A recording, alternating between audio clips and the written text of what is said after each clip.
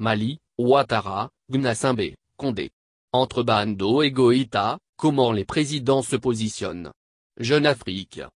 Après avoir lu un tel titre paru dans l'hebdomadaire Jeune Afrique après le deuxième coup d'état du colonel Assimi Goïta au Mali, le lecteur étranger qui n'est pas au parfum de ce qui se passe sur le plan politique dans les autres pays de la sous-région, croirait que les présidents cités par Jeune Afrique seraient tous des exemples de démocratie et de bonne gouvernance dans leurs pays respectifs, et qu'ils seraient tous à même de donner des leçons à la junte malienne. S'il y a des chefs d'État de fait par lesquels on peut parler d'une relative longévité au pouvoir et qui sont peut-être à leur troisième mandat, on oublie très souvent comment certains d'entre eux sont arrivés au pouvoir, comment ils s'y maintiennent, et comment surtout ils malmènent leur peuple et leurs oppositions pour ne jamais partir.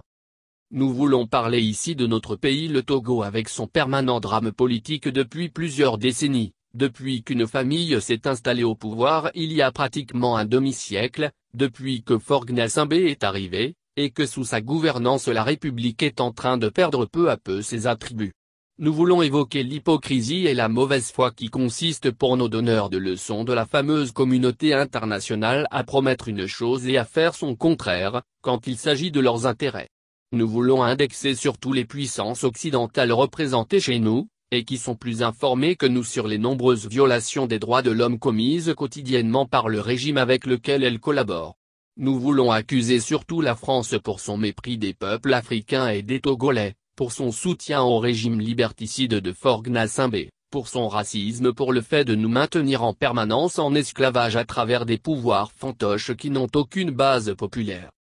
Ils accusent aujourd'hui le Mali, la junte militaire malienne d'être à l'origine de l'instabilité politique dans ce pays du désert, ils accusent Assimi Goïta d'être revenu pour la deuxième fois pour commettre un coup de force en faisant arrêter le président Bando et le premier ministre Mokhtar Ouane. À première vue l'observateur non avisé conclurait à une armée malienne qui ne saurait pas ce qu'elle cherche, ou encore qui serait assoiffée de pouvoir. Mais à voir de près et en adoptant une analyse posée et en tenant surtout compte de ce qu'une armée togolaise, par exemple, fait subir aux populations togolaises pour que le régime de terreur s'éternise au pouvoir, on pourrait conclure que l'armée malienne, au moins pense à l'avenir politique et à l'avenir tout court des Maliens, en revenant de temps en temps sur la scène politique pour corriger le tir quand les politiciens dits professionnels s'écartent de la bonne ligne. Dibk, Ibrahim Boubacar Keïta, jusqu'à Bando et son premier ministre Mokhtar Ouane, personne n'a été détenu par les militaires de façon exagérée et pendant ces deux prises de pouvoir par les hommes en armes il y eut à peine effusion de sang.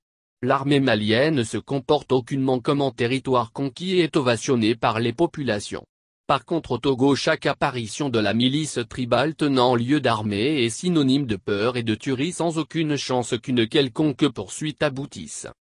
Nous ne sommes pas en train de faire l'apologie des coups d'État, mais nous disons que dans la situation politique actuelle de beaucoup de pays du continent africain, et surtout des pays à problème comme notre pays le Togo, il peut y avoir des situations où un coup d'État, qui n'aurait pas pour objectif les règlements de comptes personnels, serait le bienvenu. Nous voulons insister sur le fait qu'offrir une tribune à Faure Gnassingbé et le présenter comme un donneur de leçons au Mali par exemple ou ailleurs, alors qu'il n'a jamais été capable de faire ses devoirs de maison, est une insulte à l'intelligence humaine et un signe que les responsables politiques africains sont trop hypocrites, égoïstes et ne savent pas ce qu'ils veulent. Depuis 2005 nous vivons au Togo les effets néfastes d'un coup d'État permanent.